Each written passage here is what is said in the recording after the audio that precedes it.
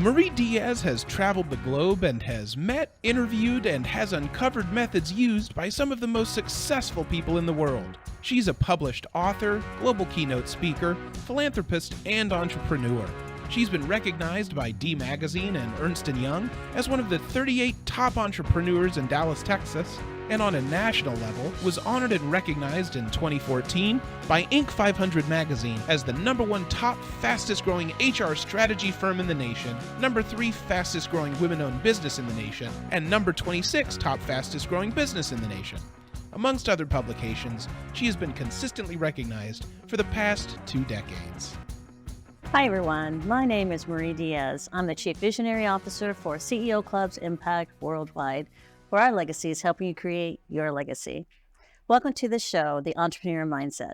The Entrepreneur Mindset show is based on the premise that the greatest power on earth is a concept or an idea that inspires others to be greater than who they are, to lead and motivate others, and to help others achieve their lifelong goals.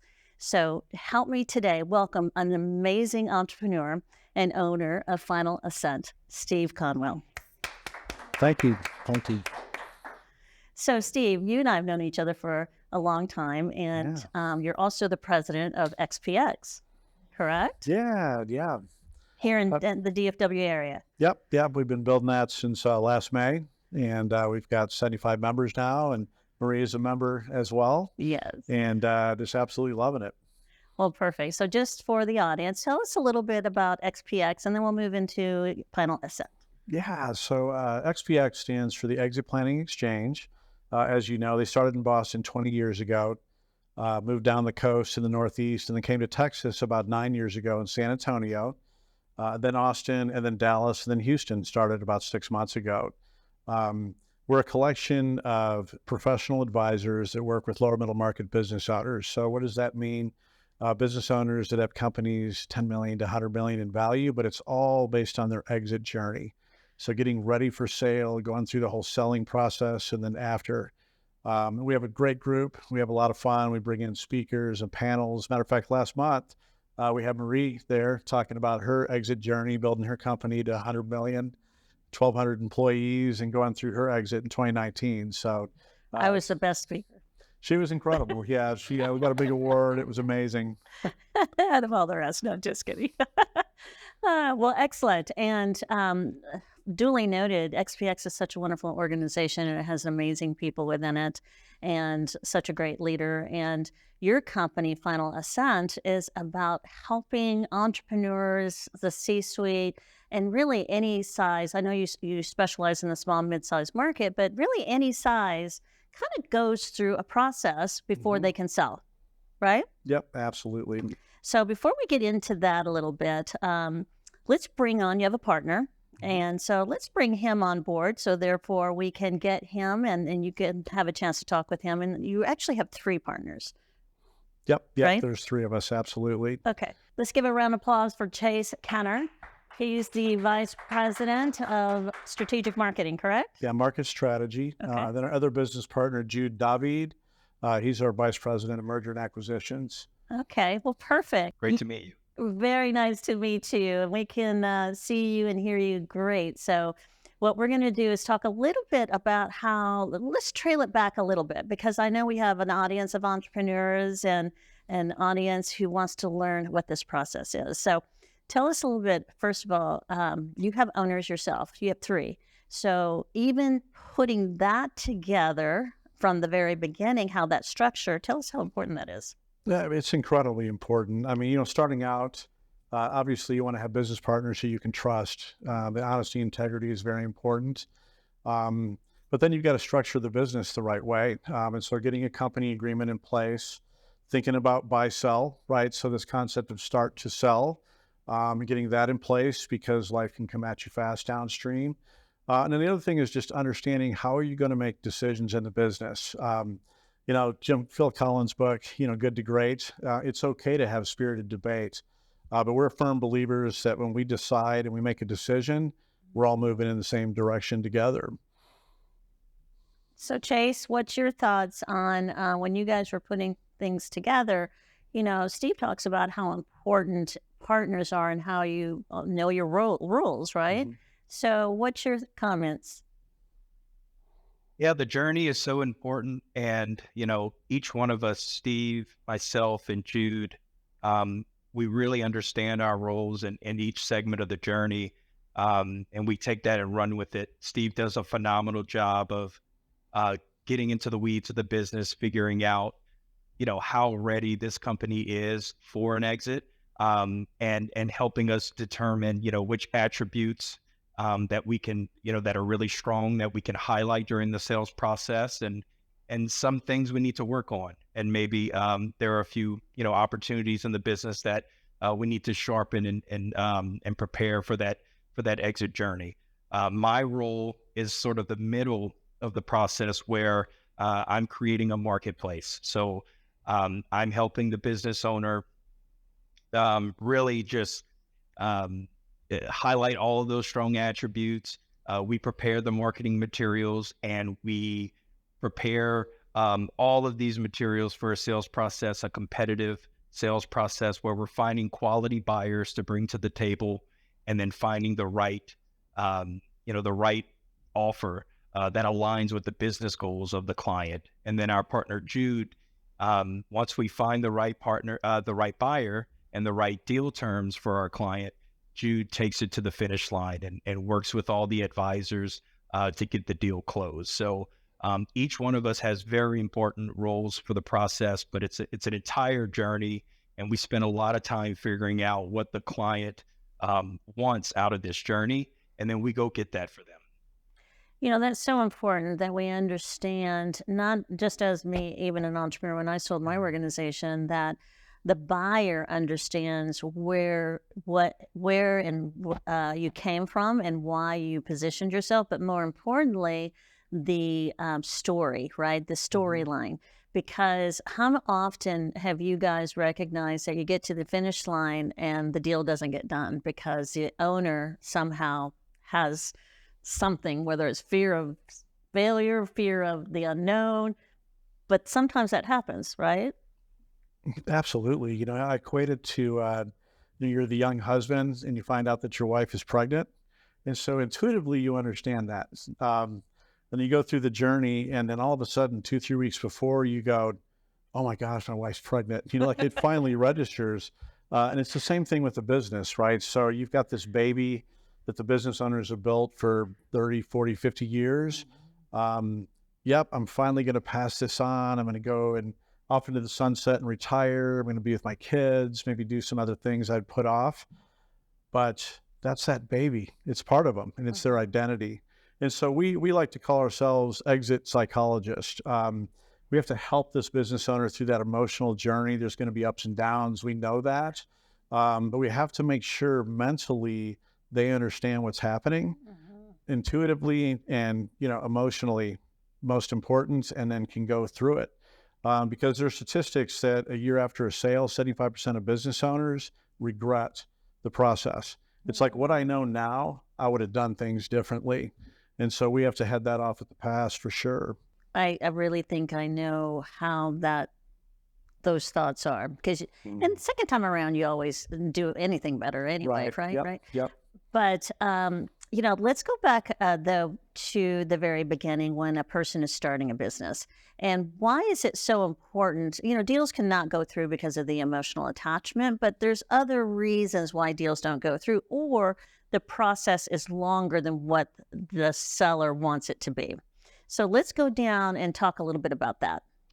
Yeah, I mean, up front, preparing a business for sale, the business owner, they got their entrepreneurial hats on, right? And they're great at that. And they've done an amazing job. The problem is they haven't thought like a seller and looked at their company the way that buyers look at them. And so buyers are thinking about risk. I mean, they may be nice through the process, but at the end of the day, I want to get to a no as fast as I can. Chasing our team, other companies, they're going to present this company and they're going to put the best foot forward, right? So if you think about an iceberg, the buyer knows this is all the information you share with me. What they're thinking about is underneath the water and that other 90% and what could go wrong. The other big thing that we have to concentrate on is we'll kind of go into this here in a bit, but there's deal killers that literally a business owner, as much as they would like, they're not sellable. Yeah. and they're not going to be able to attract to markets. And this is the things that we want to prevent. We want to showcase them, shine them like the diamond that they are, and get them exit ready and business attractive so that they can get multiple buyers interested in them, get an attractive offer, and then ultimately a lucrative exit. That's so important. And, Chase, you probably have looked at the packets and you're trying to create excitement for that buyer. And you probably have seen some things you probably would not have put in that packet, correct? And then you have to go back to square one sometimes. Yeah, definitely. Sometimes the sales process does not meet the expectations of the client. We can do our best to try to set realistic expectations, but sometimes emotions can take over, and the outcome just isn't as grand as they wanted it to be. And so sometimes we have to take a step back and say, well, this looks like the outcome is not going to align perfectly with your goals, but we've learned a lot. The market gave us a ton of feedback. And now we can go right back to square one, step one with Steve, and implement what we've learned in order to get the business where you want it to be. So now the outcome will align next go around with your goals. Well, let's talk a little bit about that, because where the business needs to be from the front is they need to know the value of what the market sees. Because as an entrepreneur, we think our businesses are far worth more than everything, right? Yep. So let's talk a little bit about that, because doing a proper evaluation on your organization from the very beginning and setting yourself up to sell from the beginning doesn't mean you have to, but doing it early on in your business. Let's talk a little bit how important that is. Yeah, it's understanding like the qualitative and quantitative aspects of the business sale. So there's the science behind putting evaluation together and looking at the market transactions out there to get a flavor for what multiple they'll trade at, likely based on businesses their size and their industry and their market. But there's a lot of qualitative things that sellers may not think about. So for example, Seth Godin's book, The Purple Cow, I keep looking at all these brown cows and I'm excited initially, but then I'm kind of bored with it because I've seen them. But if you saw a purple cow, that thing that makes a business owner, the business itself, unique, so that they can not only create raving fans as customers, but can refer them to other customers to repurchase from them.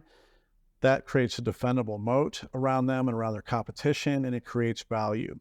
So if you have a commoditized industry, but you're the shining star that has this new recurring revenue engine that is unique, they're going to be more attractive to buyers, and you're going to create a marketplace for that. The other thing is that we find oftentimes that, look, your financial statements, you have to take it seriously. They need to be accurate and complete. You need to start thinking about accrual-based financials and doing it the right way, having an accounting system and getting to the stage where you may have a review done or a financial statement audit, because it's the resume of your business. I can't tell you how many times buyers just walk away. They're more sophisticated. They have CFOs, financial planning analysts. They're looking at hundreds of companies. And just like the perfect job for you that and you submit your resume and it has typos and grammatical errors, well, that's your accounting system, your financial statements are the resume of your business. And you need to take that seriously, because they look at it and they go, I see negative numbers here. I see things that I'm not expecting to see, and I'm politely out. Yes. For sure. There's a lot of other deal killers we can dive into, but those are two that are really important. One thing I will share too is owner dependency is another big thing that we see. So you have somebody that was an expert in industry and decided, I'm going to start my own company because I'm great at this. And as they build it and as they hire people, think of them as the hub. Everybody else is the spoke.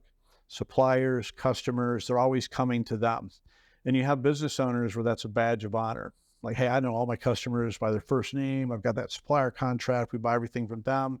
But buyers look at it as risk, because they say, if the business did not have you, it wouldn't run. And it's essentially worthless. So these are things we do a lot of coaching and consulting to help mitigate that risk, to say you need to get comfortable as a business owner delegating approval and authority and cross-training, because if not, your enterprise value could sink materially. I mean, 50%, 40 cents on the dollar, it can be material. Oh, for sure. And let's go towards the financial piece, because, sometimes entrepreneurs like to run their personal expenses, we'll just say. They get creative with what they're calling it. So help our audience understand that I would say the cons of that, because it does impact their evaluation towards the end and time to sell it when you're trying to fix it. Yeah, it's such a great topic, right? I mean, like, business owners are going to run their car through. They may have vacations coming through. They may have meals and entertainment, life insurance, 401ks, the list goes on. And you can add that back doing evaluation. But there's a point, right? I mean, we have a business we're looking at. They had 19 million in like net profits in EBITDA with 10 million in ad backs. And it's like, that just doesn't quite work, right? I mean, how can you be at this level when really you're kind of sitting down here? The other thing is you get, I used to be an external auditor with EY back in the day. So you always have this spidey sense and professional skepticism. We had this one client that had all the traditional stuff, but there was just a lot more. And just to put it mildly, they had run through 2 cosmetic surgeries through the business that was like 40 grand. Now, the hilarious part is they booked them as fixed assets and they depreciated them, which is crazy, right? And I was like, I sat there and I heard that and I'm like, we're out. Well, I'm not sure what hurts more. Oh my gosh. The mindset of depreciation of that, or it's crazy, right? What useful life did you use? I mean, you start getting into accounting and then you're like, no, I'm out. So Chase, you want to add anything to that? Yeah, we've seen some interesting things, and when you thought you've seen it all, that we get another surprise here and there. But no, Steve's absolutely right, and that's why it's so important to start working on your exit, well before we start the sales process. So Steve does a tremendous job of getting the business in shape, operating the way a buyer wants to see it operate, right? And usually that's the opposite of when you're owning the company. You want to, save on taxes or whatnot, but really you want everything to hit the bottom line when you're ready to go to market. Because if a buyer is putting a multiple on your earnings, then every dollar could be 4, 5, 6, 10 times, an add back to your purchase price. So it's very important to keep that in mind. And all of these attributes that Steve's talking about, you have your positive attributes and then you have your risk attributes. If you're looking at the company through a buyer's lens. And so the more the upside, outweighs the risk, the more attractive you are to buyers. And the more attractive you are to buyers, the more competitive your sales process is. The more competition in a sales process, the higher your sales price, the better your deal terms. So the more cash at closing and the more leverage you have throughout the process. So that's just something to keep in mind. So Steve does an excellent job of prepping us as M&A advisors to understand those attributes and know exactly what we need to highlight in order to make the sales process as competitive as possible. Great. I want to add, what about kids? When those children or adults are being entered into the equation of selling. Tell us a little bit about that, because you have some family businesses that have their kids inside their business. Yeah, I was having a conversation with a business owner today. He's got about a $50 million company. He's the executive vice president, acting as the CEO, and his dad is the owner. About a 40-year-old company, and they have 9 relatives working for the business. So a massive amount of potential nepotism and challenges, right? Mm-hmm. One of the big things with the dad having 100% ownership in the company if you're going to want to transition to the kids, they're not making $2 million a year, right? So how do you transition that in a way that leverages some of the tax minimization strategies for the owner, the dad, but doesn't kill the kids with the tax implications of getting ownership, right? Especially if the company's worth 75 million, you give the CEO, his son 10%. Well, that's $7 million when you get the valuation, and you're going to pay taxes on that. So oftentimes we see this where they wait too late and it's too complex or the business is too big. Now, granted, if they go through a sale, there's a big windfall and there's other things that can be done and golden handcuffs to put into place and profit sharing. But we like to always say the sooner you can start thinking about this, the better off you're going to be, because the tax dollars are material. It can be millions of dollars that you can lose. And Chase made a great point earlier of, business owner comes to us, oh my gosh, we saved $100,000 on this. It's not $100,000, it's $700,000 because you're trading at a 7x multiple. Now, if we can grow the top line sales profitably, get more lean and mean, and now we've dropped $2 million to the bottom line. Times 7, you just brought in another $14 million into the business, which cost recovered taxes, success fees, gifts, and a myriad of other things. And then one thing I will say, that $14 million, that differential is the fact of having a really good retirement or a multi-generational wealth situation. So all the stuff that we work on is laser focused on maximizing that value for that business owner, because it's not $50,000. It is millions of dollars that could be either realized or left on the table. Right. We get really sad situations. I mean, it's hard. You got to be emotional because we love what we do. But business that was worth, let's say, 40 million 2 years ago, went down to 32. They're down at like 20. And they go, forget it. We want to go to market now. And you're like, oh my gosh. I mean, these guys are worth 2.5 times, maybe 3 times when they were at 40 than what they are now, because the multiple goes down and you don't have a market anymore. Right. You're not sellable because they go, look, I want businesses as a buyer that are thriving, not surviving. And remember about risk that Chase talked about? Where's the risk? Right. Where's the bleeding happening? Where's the problem? We're walking away. And so now you may be, instead of having 8 buyers interested in your $40 million, $60 million business that you're going to sell, now you may be stuck down with 1, and they have all the negotiating power, and they're going to leverage their advisors to just drive that price down even more. Right. And that's really sad, but it happens all the time. Yeah. And I've seen a lot of that because sometimes entrepreneurs are believing that they know the right answers just based on because their friend or their family member told them something that may not be true at all. Yep. And so, or you're trying to avoid some family drama, possibly. So what kind of advice could you give the audience to help them understand that they've got to really figure that out at the very beginning versus waiting to when you want to sell?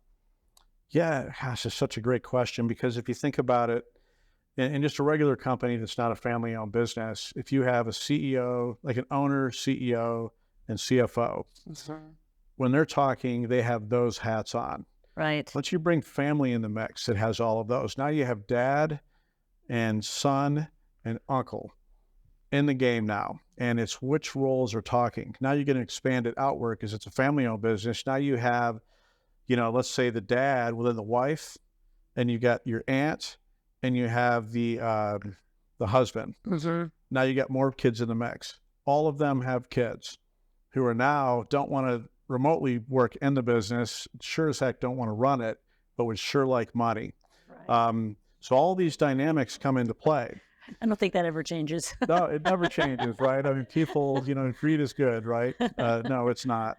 And so all of those dynamics come into play, and it makes it very complex. And people, through the goodness of their heart, will make decisions thinking this is a good idea, and it rears its ugly head. We had a client that the dad said, all right, I'm going to give 10% to each of my 3 kids.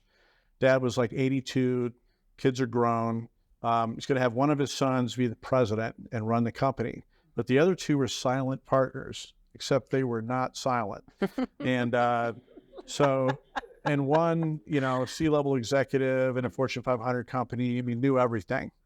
And it was a killer getting that through the process, because he has to say, this is what we need to do, because he's larger than life. He knows what he's done, and he'd been through one transaction. So therefore now he knows.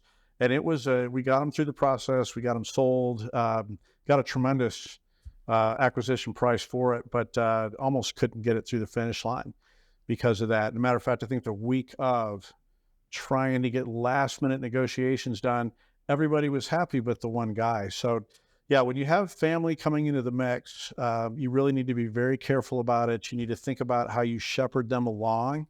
And then you have to mitigate risk, and how do I maximize value with all the relationship dynamics, for sure. Chase, would you like to add anything to that? That was spot on, Steve. I think what I would add as well is you need to surround yourself with great advisors, advisors that are going to set realistic expectations. So, have your CPA, have your good attorney that understands transactions, have a good investment banker or M&A advisor that's been there before, that has mileage, and advisors that know how to stay in their lane. Stay in their lane and not want to take over the process, but want to advise based on their expertise. That's so important when it comes to an exit, but also experts that know how to lay out your options and not so much want to tell you what to do, but just tell you what's possible. And then, business owners are especially the great business owners that we work with, they're so great at delegating what they need within their organization to great employees in order to get the job done. And so you need to have that same mindset when you're preparing for an exit. Collect your team, your exit team, and then delegate on what you want to accomplish. That's so true. A lot of times we try, or we think we're saving money by not having the proper advisors, or maybe hiring one advisor versus, to what you spoke to, Chase, making sure that advisors stay in their lane versus kind of all encompassing. Yep. Because they're the experts in their particular vertical. And so spend the money up front versus losing the money on the back end is always a good place to be. With CEO clubs, we do the peer-to-peer groups, and we make sure that you create those baselines up front, but and learn how to exit from the very beginning. Yeah. There's an old saying, you don't live to work, you work to live, right? Mm-hmm. So if you spend your time setting your organization up front correctly, and you have the right advisors, then you have less pain in the future, right? So Totally agree. So let's talk a little bit before we run out of time on those, we won't say 10 particular areas, but you spoke to a couple. The evaluation is important. But what's a deal killer that you think is the number one that an entrepreneur, a business owner works so hard during, whether it's a year, 5 years, 10 years, but what is that number one deal killer? Like, they really think that it's done, and all of a sudden something happens. Yeah, I'm going to say 2. Okay. Because I think they're really important. So one of the things is skeletons in the closet. We do everything we can to uncover as much as we need to, because you need to tell us. You cannot have the buyer find out something that you conveniently forgot. We had a business owner, he had a $36 million company, and the buyer was going to do background checks to him and the key employees, because he was going to roll over with the business. And they said, anything going to come up? Nothing. I'm clean. Never had anything. Never been convicted of anything. I'm great. So sure enough, it comes back. And when he was 18, he had stolen on the side of the road in a country town this dirt bike and went riding around town, and then left it. Well, then they reported him, and they said, no, it's not. It's been expunged on your record. And you're like, what do you mean nothing's expunged in this day and age?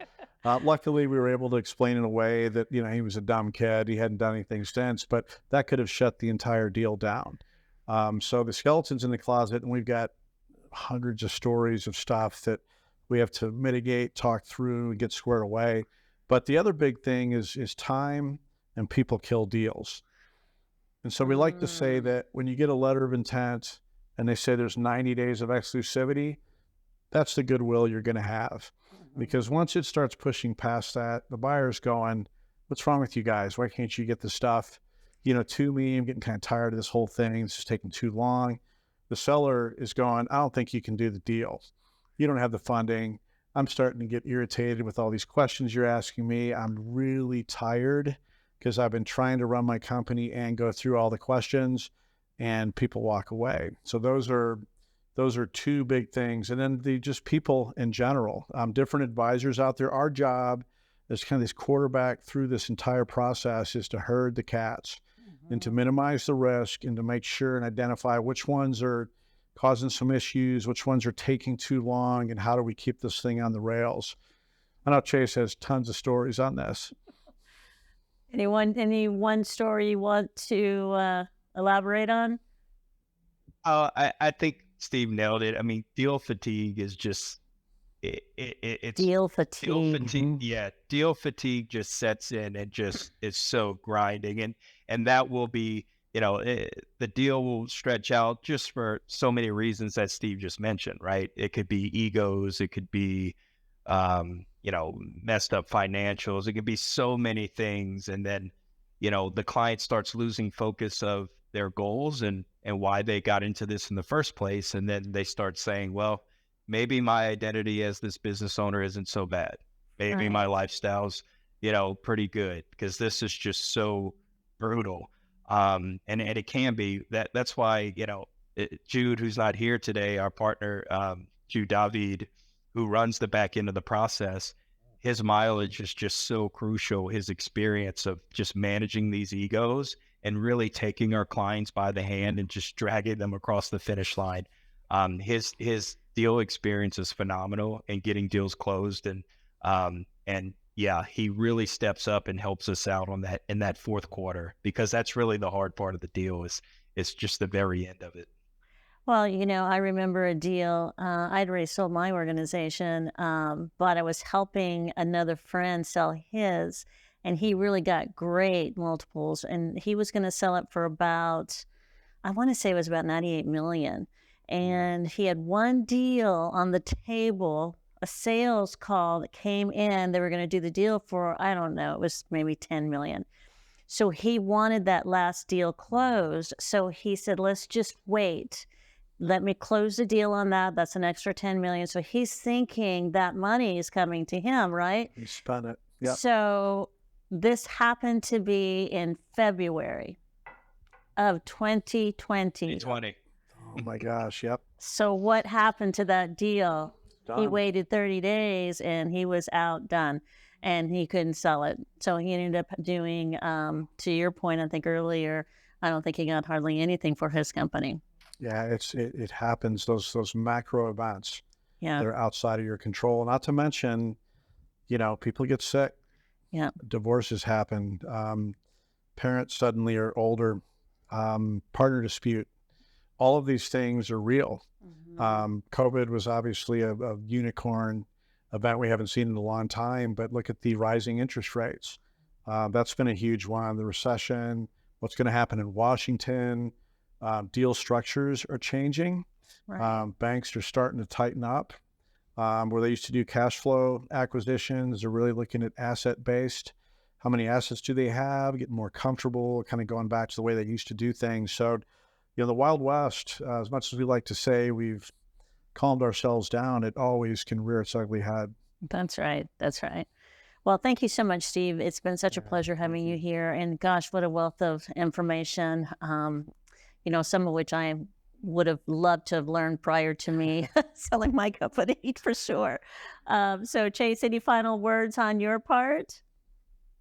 Oh, it was just a pleasure. Thank you so much for having us. Well, thank you so much too, Chase. I appreciate you being here. And where are you now calling from? I am on the bayou. I'm in Lafayette, Louisiana. Oh, nice. How's the weather out there? Muggy. Well, yeah, share. so consistent. What? Consistent. Oh, okay. Well, thank you so much. It's a pleasure having you here. And Steve, again, thank you so much for both of you guys coming on board. And how do we get in touch with you? Would you like to tell the audience how we get in touch with you if they want to learn more information on how to sell their company? Yep, absolutely. And I think they're going to, yep, there we go right there. That's a great way to get in touch with us. Take a picture. How easy was that? Yeah, it's the magic of production, right? But, we'd love to visit. The biggest takeaway, if you guys can just think about it, owning companies, chat with people earlier. And the strong advisors recommendation that Chase had is so important as well. Sometimes as you get much larger, you may need to trade them in for advisors that have got more experience based on where you're going. But I just can't tell you the millions and millions of dollars we see lost because of decisions like that aren't being made. But thanks again too, Marie. Well, let's give Steve Conwell and Chase and his partner a round of applause for being here. Thank you so much. My name again is Marie Diaz. I'm the Chief Visionary Officer for CEO Clubs World Impact. Signing off for now. Thank you. Bye now.